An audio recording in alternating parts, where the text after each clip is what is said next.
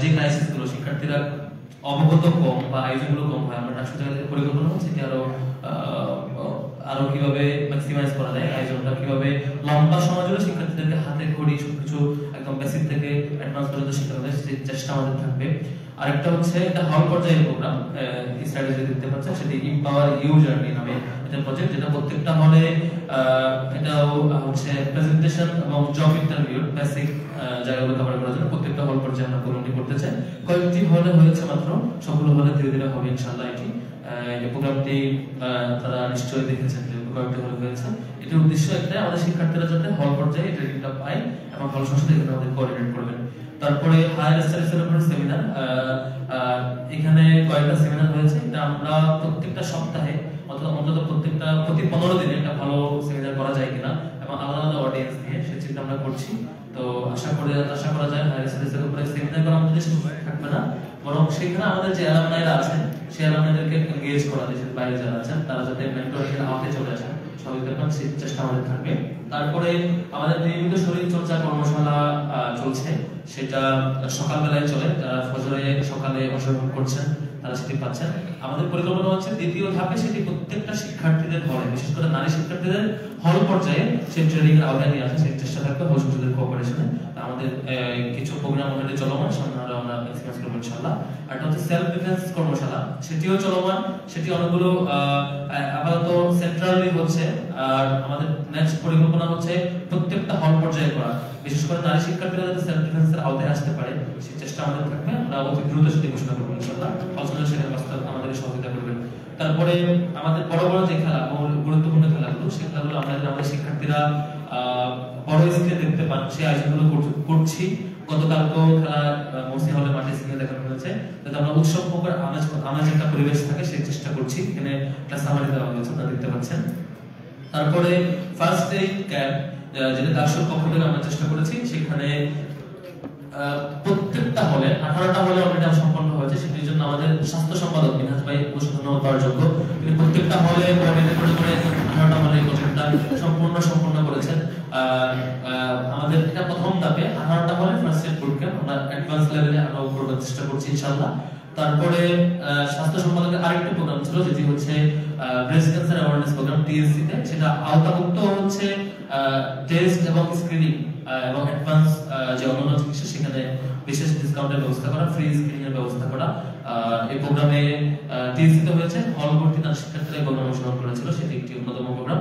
আরেকটা হচ্ছে free health campaign, free health camp already দুইটা হয়েছে, একটা জগন্নাথ হল এবং সংস্কৃতনার হলে ছিল, আরেকটি হয়েছে কলা ভবনের সামনে, যেখানে প্রত্যেক মাসে একটা করে করার আমরা ঘোষণা দিয়েছি।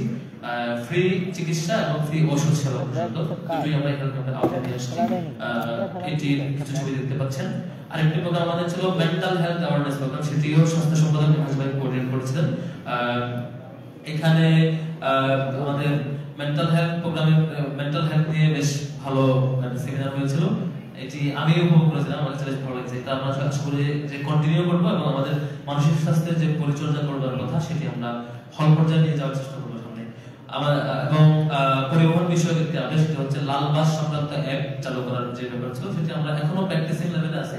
আমরা বড় আয়োজন করে অ্যানাউন্স করে দিই, এখনো গাড়িগুলোতে কিছু সমস্যা আছে, সেখানে ডিভাইস দেওয়ার মতো পরিবেশ নাই, বা অনেক ড্রাইভাররা অ্যান্ড্রয়েড নাই, যে কারণে তাদের ব্যবহার করা জায়গাগুলো গাড়ি এবং রোড ফিক্স না থাকার কারণে পাবলিকলি আমরা পুরোপুরি অ্যানাউন্স করে দিই। এখনো ট্রায়াল এন্ড এরর ভার্সন চলছে, এখনো আমরা সেটাকে ট্র্যাক করতে পারি, বাট শতভাগ নিশ্চিত সেবা এখন নিশ্চিত হয় সেটি আর একটু সময় লাগবে, হলে সবগুলো বাসে ডিজিটাল ডিভাইসের আওতায় নিয়ে আসার আগ পর্যন্ত কিছু জটিলতা আমাদের ফেস করতে হচ্ছে।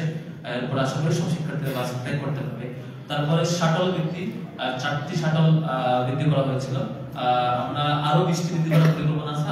আস্তে আস্তে পুরো ক্যাম্পাসে শাটল আওতায় নেওয়ার চিন্তা আছে, সেটি আমাদের কাজ চলমান। আমরা স্পন্সর প্রতিষ্ঠানের সাথে বারবার বসেছি, আশা করি সেটি আরো বড় পরিসরে আমরা কাজ করতে পারবো ইনশাআল্লাহ। তারপর পরিচ্ছন্নতা বিষয়ে কতগুলো প্রজেক্ট পরিচালনা হয়েছে, কিছু সামারি দেখতে পাচ্ছেন এখানে, যে বিভিন্ন হল এরিয়া বা সিটি কর্পোরেশনের সহযোগিতা নিয়ে, তাদের যে ট্রেড এমপ্লয়ি আছে তাদের সহযোগিতা নিয়ে পুরো ক্যাম্পাস পরিচ্ছন্নতা অভিযান পরিচালনা করেছি আমরা। সেটি যদি আমরা আরো একটু কম ডিসটেন্সে বেশি বেশি প্রোগ্রাম করতে পারি, আমার কাছে মনে হয় ক্যাম্পাস আরো অনেক বেশি ক্লিন থাকবে এবং সেটি আমরা ভালো বলে বিশেষ করছি ইনশাআল্লাহ। তারপরে ছাড় পোকা এবং মশক নিধন কর্মসূচি, আমাদের ছাড় পোকার জন্য প্রত্যেকটা হলে আমাদের ডাকসুর পক্ষ থেকে ঘোষণা ছিল যে পেস্ট কন্ট্রোল ম্যানেজমেন্ট দিয়ে প্রত্যেকটি হলে প্রত্যেকটা রুমে প্রত্যেকটা বেডে এই স্প্রে করা, যাতে আমরা ছাড় পোকা একেবারে শতভাগ নিশ্চিতভাবে এটি নিধন করতে পারি। অলরেডি প্রায় 13 থেকে 14টি হল সেটি সম্পন্ন হয়েছে, বাকি হলগুলো আশা করি শীঘ্রই হল সংসদের ফ্লেক্সিবল ডেট অনুযায়ী সেটি সম্পন্ন করা হবে। এটিও ডাকসুর পক্ষ থেকে পরিচালিত আরেকটি প্রজেক্ট, আর সেটি সমাজসেবা এবং স্বাস্থ্য বিষয়ক সকল দুইজনের কোঅর্ডিনেটর সেটি হচ্ছে। তারপরে পরিচ্ছন্নতা বিষয়ে আরেকটি স্পেশাল ক্লিনিক প্রজেক্ট মাঝে মাঝে আমরা করছি বিভিন্ন জায়গায়, যেমন সেন্ট্রাল ফিল্ডে স্পেশালি আমাদের একটা করা হয়েছে, সামনে আশা করি সেটি আরো আমরা ম্যাক্সিমাইজ করবো ইনশাআল্লাহ।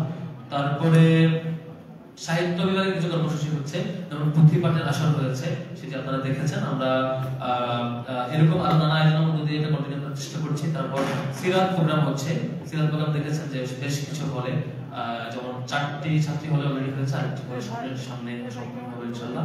অনেকগুলো হলেও হয়েছে যেটি বেশ উৎসবমূলক পরিবেশন হয়েছিল, সেটি আমরা কন্টিনিউ করবো ইনশাআল্লাহ।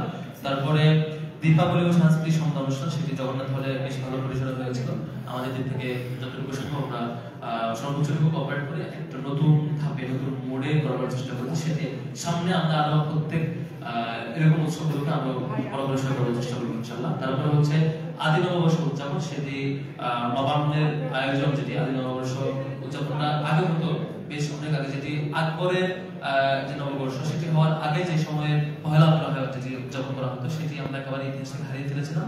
সেটি একটু ছোট্ট পরিসরে ডাকসুর জায়গা থেকে আমরা চালু করার আয়োজন করেছিলাম, সেটি নিশ্চয়ই আপনারা উদযাপন করেছেন, দেখেছেন। তারপর কবি ফররুখ আহমেদের পাঠ ও প্রাসঙ্গিকতা নিয়ে ফররুখ আহমদকে কেন্দ্র করে একটি অনুষ্ঠান হয়েছে, সেখানে ফররুখকে স্মরণ করা হয়েছে নানান সেগমেন্টের মধ্যে দিয়ে।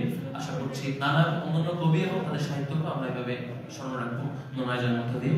তারপরে আমরা বিভিন্ন সেমিনার সিম্পোজিয়াম করেছি, কবিতা পাঠের আশা করেছি, পলিটিক্যাল বিভিন্ন ইভেন্ট, যেমন ইসরায়েলি গণহত্যা ও আগ্রাসন বিরোধী কবিতা পাঠের আসর, সেখানে আমরা ইসরায়েলি গণহত্যা এবং আগ্রাসন বিরোধী কবিতা পাঠের মধ্য দিয়ে আমাদের ঘৃণা এবং আমাদের প্রতিবাদ জানানোর চেষ্টা করেছি।